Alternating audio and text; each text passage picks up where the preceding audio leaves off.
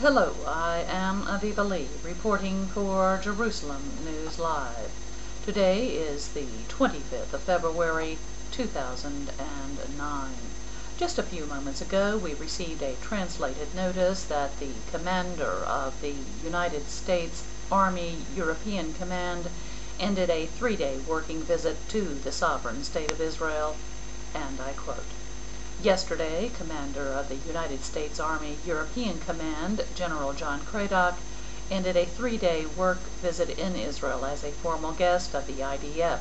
EUCOM is the United States Army Command responsible for the various aspects of cooperation with the IDF, including Israel's defense against ballistic missiles.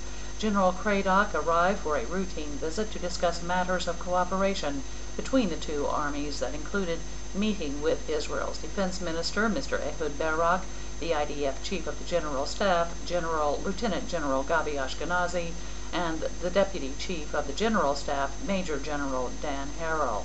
In addition, General Cadock was briefed by the GOC of the IDF Southern Command, Major General Yoav Gallant, and visited the memorial and commemoration site for the IDF's Armored Corps in Latrun, Yad Lashiryon," end quote. Furthermore, we also received an IDF report that due to the continued smuggling efforts into Gaza, that more tunnels have been targeted and hit. That communique reads, and I quote, "In response to the 2 Qassam rockets that were fired at Israeli communities today, and the continuous firing of over 100 Qassam rockets, mortar shells, and Grad missiles since the holding of fire on January 18th, the Israel Air Force recently attacked 7 smuggling tunnels in the Rafah border area. Secondary explosions were seen following the attacks on a number of the tunnels, proving the presence of weaponry and/or explosives. As the sole authority in the Gaza Strip, Hamas bears full responsibility for all terror originating within its area of control. The IDF will continue to respond to any attempts to destabilize Israel's south," end quote. Of course, this military response to the continued smuggling into the Gaza Strip has been announced by the sovereign state of Israel time and again over the past few weeks since Hamas called for an Egyptian brokered calm. And just hours after that calm in the Gaza Strip, other Arab terrorists, no doubt philosophical cousins, so to speak, of the ruling Arab terrorist organization Hamas, began launching Qassams and mortars into the sovereign state of Israel.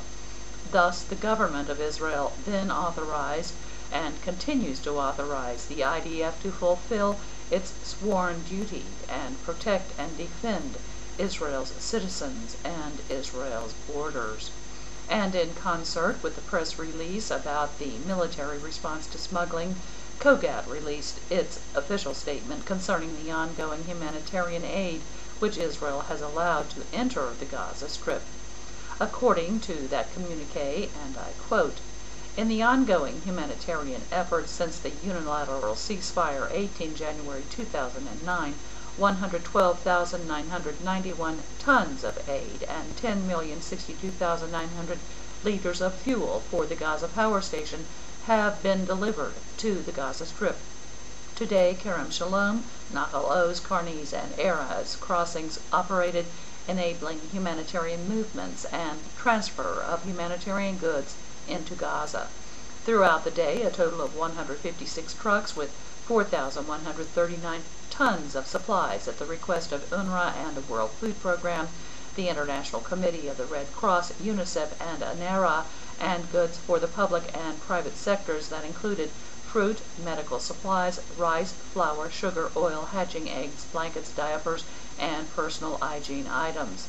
And via Nahal Oz Fuel Depot, 442,000 liters of heavy-duty diesel for the Gaza power station, and 100 tons of gas for private and domestic use was transferred," end quote.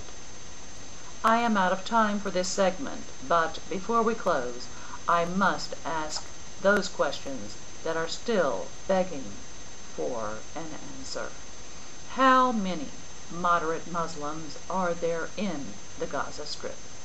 How many moderate Muslims will it take to overthrow Hamas in the Gaza Strip? And the most important of all, Where is Corporal Gilad Shalit, and how many moderate Muslims would it take to set Corporal Shalit free? I am Aviva Lee, reporting for Jerusalem News Live. Thank you, and Shalom. May the Almighty help this present inhabited world.